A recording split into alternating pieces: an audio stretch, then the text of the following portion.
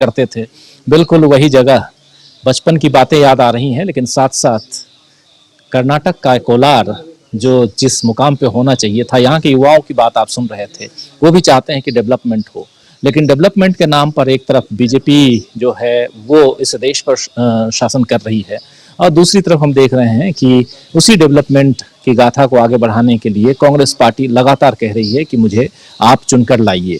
ऐसे में कहां आप देखते हैं कर्नाटक के चुनाव को, जहां बहुत सारी बातें हो चुकी हैं, बहुत सारे मुद्दे आ चुके हैं, एक मुद्दा जबरदस्ती सेल्फ गोल की तरह कांग्रेस का पीछा कर रहा है, और वो है बजरंगबली का मुद्दा।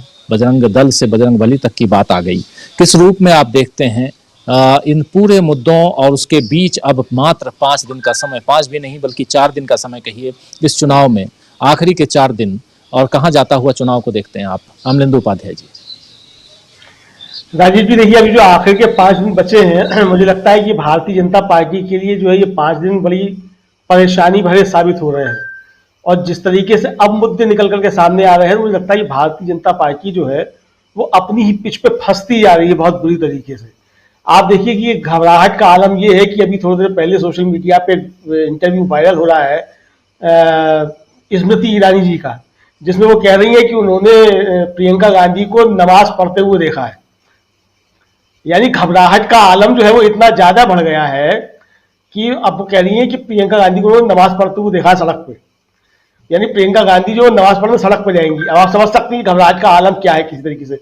ऐसी एक और वीडियो वायरल हो रहा है कि प्रधानमंत्री रोड शो कर रहे हैं और साथ में जो भीड़ चल रही है वो कांग्रेस के झंडे उठाए हुए चल रही है जबरदस्त तरीके से, और प्रधानमंत्री सब देख ही नहीं रहे, दूसरी तरफ देख रहे हैं। तो ये दो चीजें जो है वो मतलब दो विजुअल्स जो है ये भारतीय जनता पार्टी ही कर्नाटक में बेचैनी को साबित करते हैं, जो हम दिल्ली में बैठ करके देख रहे हैं। बाकी जमीन पे क्या है वो तो आप वहां देख रहे हैं दिन भर, चूंकि आप वहां हैं, वहां हम नहीं कह सकते, लेकिन यहाँ हम बैठ के जब देख रहे हैं वो हम इस तरीके समझ सकते हैं। दूसरा, जो अमित शाह जी ने जो हिंदी हिंदू हिंदुस्तान का नारा जो बुलंद किया, और थोड़े दिन पहले जो उनका बयान था पिछले साल के लगभग आखिर में कि हिंदी को जो है वो संपर्क भाषा के रूप में बनाया जाना चाहिए, मुझे लगता है कि उसने भी कर्नाटक में बहुत जबरदस्त तरीके से असर किया है, और उसका कर्नाटक में बहुत जबरदस्त विरोध हुआ था। अब इसी सवाल को उठाते हुए जयराम रमेश ने सवाल पूछा है कि भाई आप क्षेत्रीय भाषाओं के प्रोत्साहन की बात करते हैं, तो आप ये बताइए कि 640 करोड़ रुपया तो जो है वो आप संस्कृत पे खर्च कर रहे हैं, और कन्नड़ पे आप सिर्फ 3 करोड़ रुपया खर्च कर रहे हैं। तो मुझे लगता है कि ये जो अमित शाह जी वहां छोड़ के आए हिंदी हिंदू हिंदुस्तान, और जिस तरीके से नंदिनी और अमूल का मुद्दा छोड़ करके आए, अब ये कन्नड़ और संस्कृत जो है ये भी भारतीय जनता पार्टी के गले में फांस पड़े हैं। ये मुद्दा उठेगा, पता चलेगा कि भाई संस्कृत पे आप 640 करोड़ खर्च कर रहे हैं और कन्नड़ पे आप सिर्फ 3 करोड़ खर्च कर रहे हैं।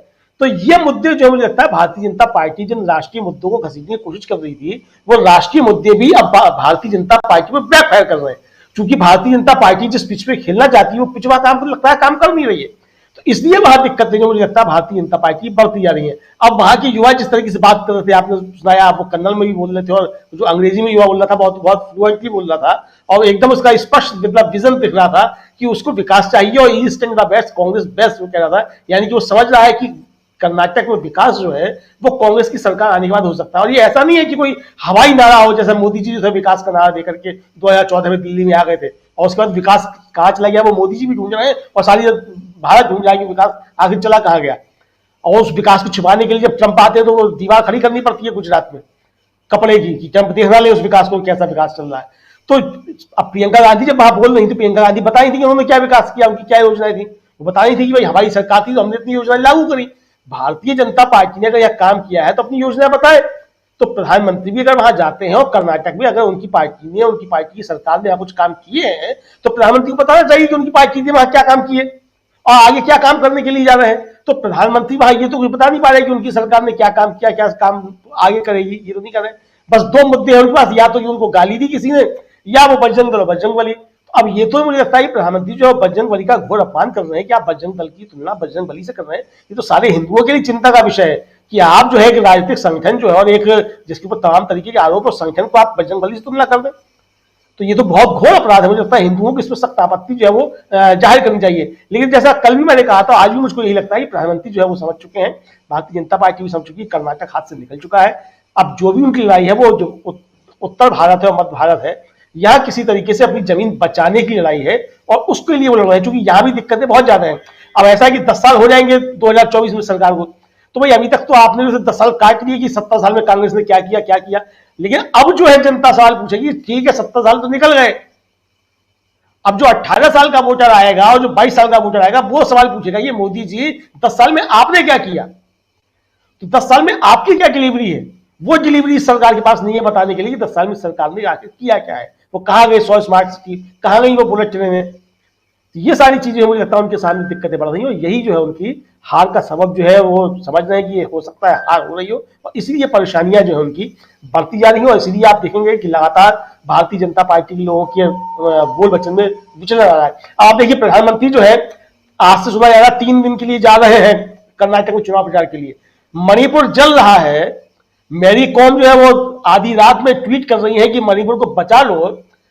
खबर आ रही है कि वहां के डीजीपी जो है ट्वीट कर प्रेस कॉन्फ्रेंस में बता रहे हैं कि धारा 355 लगा दी गई है, केंद्र सरकार की तरफ से कोई एडवाइजरी नहीं है, कोई सूचना ही नहीं कि 355 लग गई है कि नहीं लग गई है। अब सोशल मीडिया में सवाल उठे कि भाई अगर 355 लग गई है तो केंद्र सरकार स्पष्ट करे कि 355 लग गई है। तो यानी प्रधानमंत्री के पास कर्नाटक में चुनाव प्रचार करने के लिए समय है, लेकिन उस मणिपुर में प्रचार करने के लिए समय नहीं है जहां वो तमाम वायदे कर करके आए थे।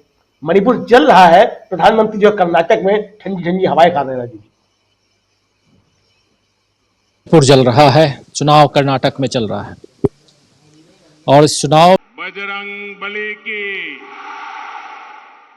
बजरंग बली की, आंजनेय स्वामी की, आंजनेय स्वामी की। बल्लारिया नन्ना सहोदरा सहोदरियರಿಗೆ नमस्कारಗಳು। बीजेपी का मैनिफेस्टो, उसके लिए वचन पत्र है, संकल्प पत्र है, जिसमें कर्नाटका को देश का नंबर 1 राज्य बनाने का रोड मैप है। आप बताओ मेरे भाइयों बहनों, कर्नाटका को नंबर 1 बनाना है, कर्नाटका को नंबर 1 बनाना है। और दूसरी तरफ कांग्रेस के घोषणा पत्र में क्या है? कांग्रेस के घोषणा पत्र में ढेर सारे झूठे वायदे। कांग्रेस का घोषणा पत्र मतलब तालाबंदी और तुष्टीकरण का बंडल है। कांग्रेस के पूरे घोषणा पत्र में क्या लिखा है?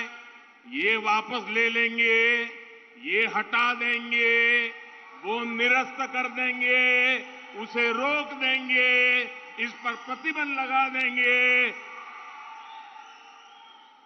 ये कर्नाटका की जनता को ये देने वाले हैं, यही इनका फोकस है।